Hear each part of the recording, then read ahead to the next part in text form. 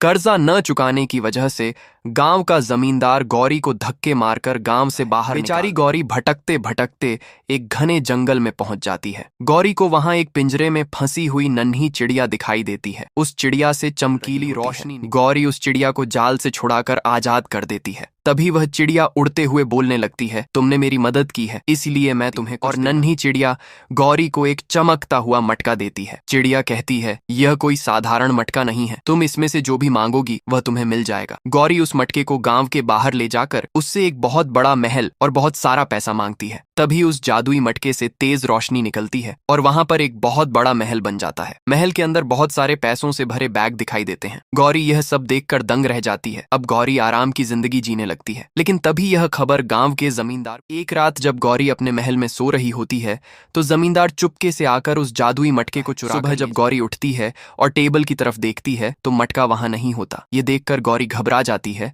और उसे ढूंढते ढूंढते गौरी महल के बाहर आती है। तभी वह नन्ही चिड़िया फिर से उड़ते हुए आती है और गौरी को वापस जादुई मटका दे देती है। गौरी यह देखकर बहुत खुश। उधर लालची जमींदार उस मटके से बहुत सारा पैसा मांगता है। तभी मटके से तेज रोशनी निकलती है और अचानक आसमान से एक बड़ा पत्थर उसके घर पर आ गिरता है और जमींदार का पूरा घर टूट जाता है। जमींदार बर्बाद हो जाता है। लेकिन उधर नन्ही चिड़िया जोर जोर से रोने लगती है क्योंकि अभी तक उसके लिए किसी ने लाइक और सब्सक्राइब नहीं किया।